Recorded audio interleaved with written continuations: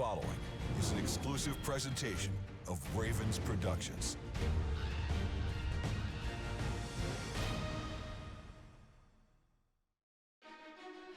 Coming up on this week's Ravens Report, it's Steelers Week. We preview the matchup against Pittsburgh with wide receiver Hollywood Brown and head coach John Harbaugh.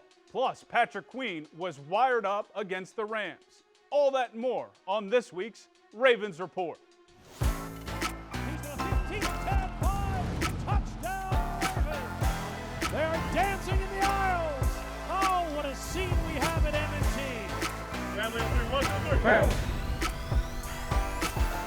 Welcome to this week's edition of Ravens Report from the Under Armour Performance Center. I'm Evan Washburn.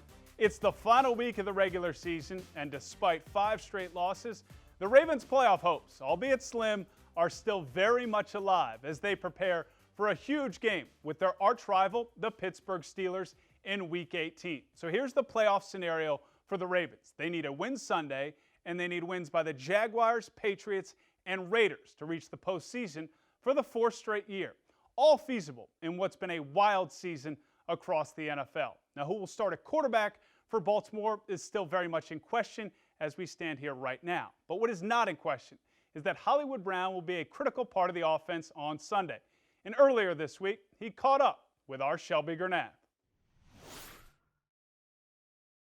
Hollywood, you are just 19 receiving yards away from 1,000 for the season.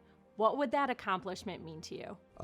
It'd be a good accomplishment. That was one of my goals heading into this season. So to check it off, it'd be a great feeling. Your 981 receiving yards this year is a career high for you by a large margin, and there's still one game left. What has allowed you to have that kind of success this season? I think I've just been trying to be consistent. I started the year off so strong that, I gave myself, room to just keep improving and keep growing. And that's just what I've been trying to do, be as consistent as I can.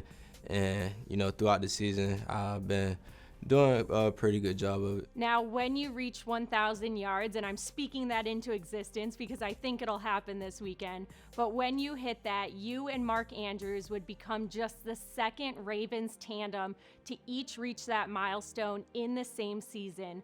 What will it mean to you to accomplish that with him? It means a lot. I've been playing with Mark since Oklahoma, and, we share our goals together, and for us to accomplish that, that's something that we talked about in the offseason, so it'd be a great accomplishment for us. Mandrews is breaking records left and right this season. He's so close to the NFL's all-time record for single-season receiving yards by a tight end. What is it like to share the field with him now at the professional level? It's great. Just knowing, where we come from and, where we're going. And each day he's trying to get better. And I'm so happy that he's having the opportunity to showcase that on Sundays and finally getting the recognition that he deserves. Because I've been saying it for a while that he's top 2 and not 2. So I'm glad he's getting the recognition. Obviously, no one wants to win as badly as you guys do. What has the mentality been like in the locker room the last few weeks? It's been tough because, we've been playing great games and we just coming short. So, for us, we just want to get back in the win column. And that starts, right now. We got one more game in the regular season. So we're going to go out there and, give it everything we got. It's a familiar foe coming to town, the Pittsburgh Steelers.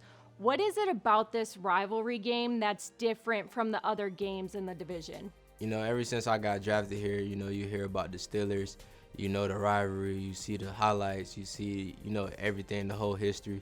So, when that game comes, it's just like a different feeling around the building, in the game, and, it's something that you love as being a Raven. What did this team take away from the last game against the Steelers? Just try to start fast. Try not to put ourselves in those situations to have to, fight back late at the end. Kind of just start fast and, control the game. It's the final home game of the season this Sunday. What does this team need from the Ravens flock? I think we just need to go out there and, put on a show, for ourselves, for our city, for our fans. And, after that, let the chips fall where they may. Okay, Hollywood, we're going to end with a few rapid-fire this or that questions. Okay. Tacos or burritos? Tacos. Scary movie or a funny movie? Funny movie. Ski or snowboard? Ski. Superman or Batman? Superman. Milkshake or smoothie? Milkshake. Summer Olympics or Winter Olympics? Summer Olympics. Disney or Nickelodeon? That's a tough one. Nickelodeon. Run at 100 miles per hour or fly at 1 mile per hour? Run 100 miles per hour. A touchdown dance celebration or do a little rock, paper, scissors with Mandrews? Oh, rock, paper, scissors. Okay, Hollywood, thank you so much for your time. Good luck this Sunday against the Steelers. Thank you, appreciate it.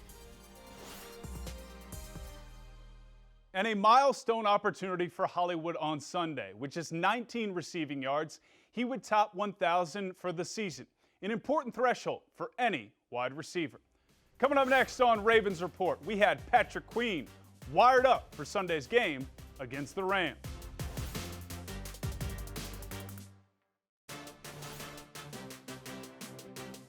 Welcome back to Ravens Report, presented by MedStar Health. I'm Evan Washburn. The Ravens once again showed incredible fight against one of the NFL's top teams last Sunday in the LA Rams. And the defense had one of its best games of the season, limiting that dynamic LA offense to just 73 yards on the ground while forcing 3 turnovers. And for more on what it was like field level, here's Patrick Queen, wired for sound. Be great, let's do it. Let's go. Hey, yes sir, let's have fun. Go out there, give me a pancake, man. Hey, hey, hey, hey, hey, hey, hey. Let's go!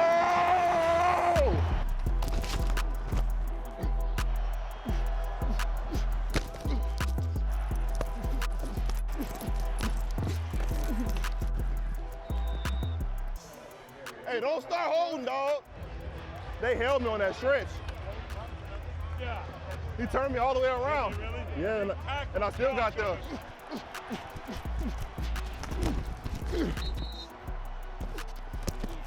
I think Cincinnati is one of the best groups of skill guys in the league, and I put the Rams right there with them. The difference today, though, obviously, is a home game and a lot more healthy guys. And they are bringing out Matt Gay to try a 56-yard field goal here on the damp turf at M&T Bank Stadium. Kick is up, but it is wide to the right. No good. The Ravens get a stop. No, sir. No, sir. Make them hit the underneath. You guys come up there and dent their helmets. Definitely just push you to death and rally down on whatever he throws short. Yeah. Chuck, go give me a pick, bro. Turnover, something. We ain't had one since last year together. Science! That's sweet. Stafford throws an interception. Chuck Clark takes it back for the score.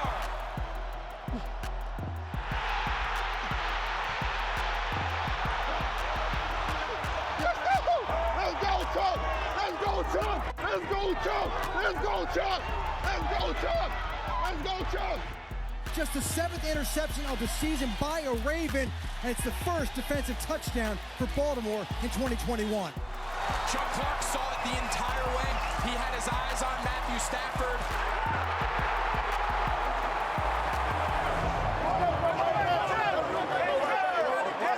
Chuck, come here. Chuck, come here.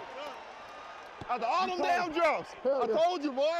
What made you do that? I see that all week. All week. I knew all week. That's beautiful, bro. I told you. Get you one. You know, it's great. I just told Chuck, go get one. That's crazy. Hey, now it's your turn. It's great. Facts. Now it's your turn. Thanks.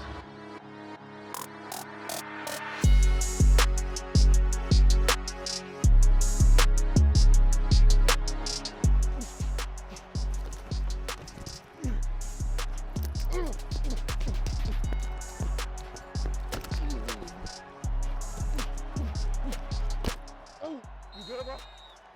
You good? Y'all Odell, yeah. I wasn't trying to hit him. I was looking at the running back. And when I turned and looked, he was right here. 3rd and 10. Snap quickly to Stafford out of the shotgun. Has time. Looking deep. Looking for Odell Beckham Jr. And there is Chuck Clark once again. Intercepted by Chuck Clark. Just me analyzing the body language and the decision-making of Matt Stafford. He is not himself right now. And you've got to feast when a quarterback is not got his psychology in the right place. Boy! Two. Hey, yes, sir. Yes, sir. Hey, boy, you good? Bro, why y'all ain't blocking? I did.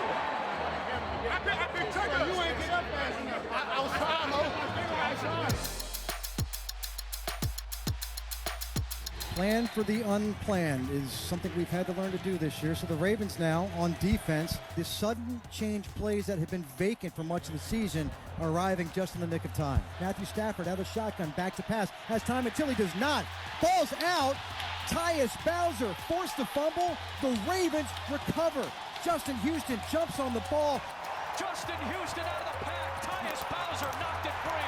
Ravens with their third takeaway. Come on.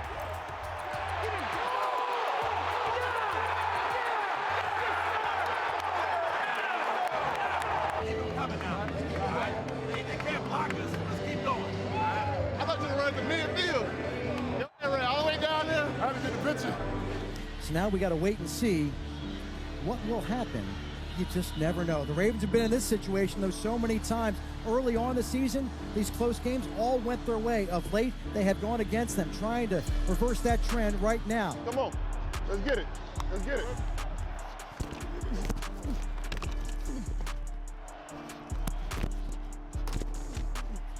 In motion is Cooper Kupp, looking to throw to the right, and there is Odell Beckham Jr. Touchdown.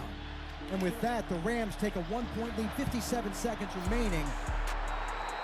The Ravens lose 20-19, a fifth consecutive defeat. That does not end their playoff hopes, but it severely dampens them. Thought the guys were physical, thought they played very hard. Need to make a couple more plays. Critical situations would have turned the tide for us. We didn't get that done. We made a number of plays. We got one game left to try to get it done, try to make the playoffs.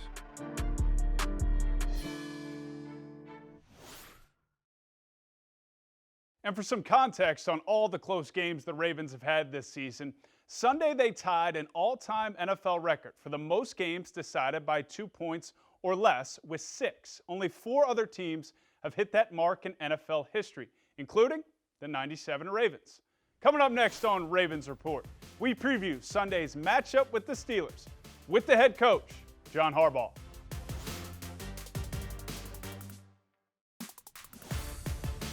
Ravens Report is brought to you by MedStar Health, the official medical team of the Baltimore Ravens, and you.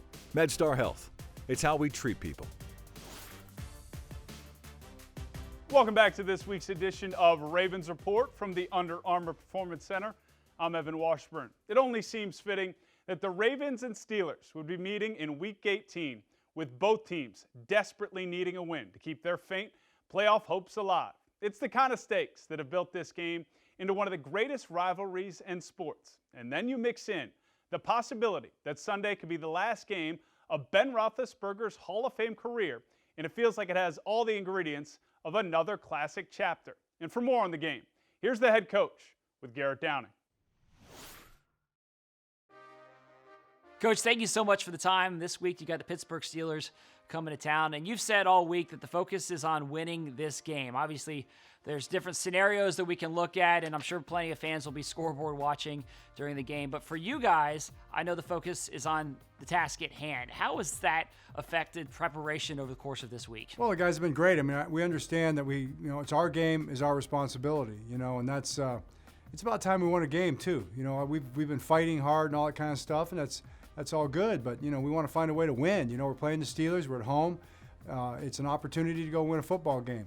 Whatever comes of that, comes of that. A winning season would certainly come of that. That would be good. So we have plenty to play for.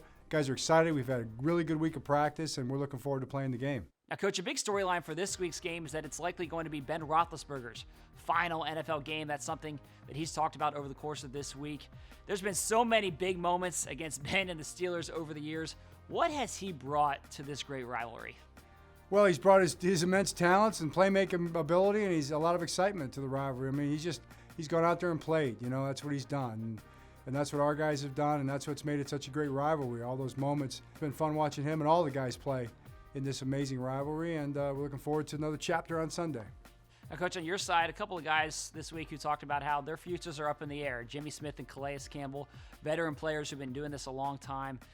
They don't know, whether they're going to continue playing or whether they'll retire this offseason. That's a little bit uncertain right now. But what have those guys meant to this team?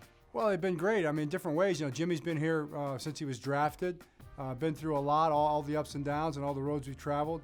And then, Calais has had a storied career before he got here, and do it the same way he's done it all those other places, still playing at a high level, being who he is as a person. It just makes you feel real good about it.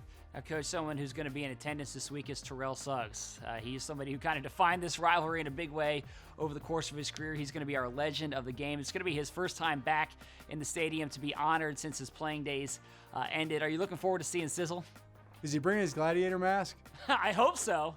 Maybe we can get that, or the Bane mask. I really like the Bane mask. That's the one I'm thinking of, I think, the one he wore coming out of the tunnel. But he's I can't wait to see him. I already talked to him a little bit this week over text. He's doing great, family doing well, kids are playing sports, but he'll be fired up for the game. I'm quite sure of that. So it's good to have Sizz in the house. It's great. Well, Coach, thank you so much for the time. We're looking forward to the game on Sunday. I know the fans are excited for the game and to see Sizzle. It's just going to be a great time. Thank you so much, Coach. Thanks, Garrett.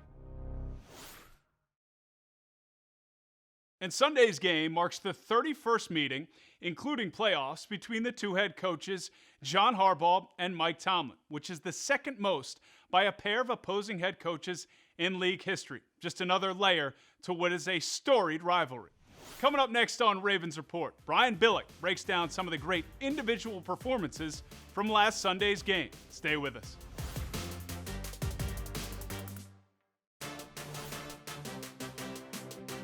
Brian Billick's Breakdown is powered by Microsoft, the official tablet of the Baltimore Ravens. Welcome back to this week's edition of Ravens Report from the Under Armour Performance Center. I'm Evan Washburn.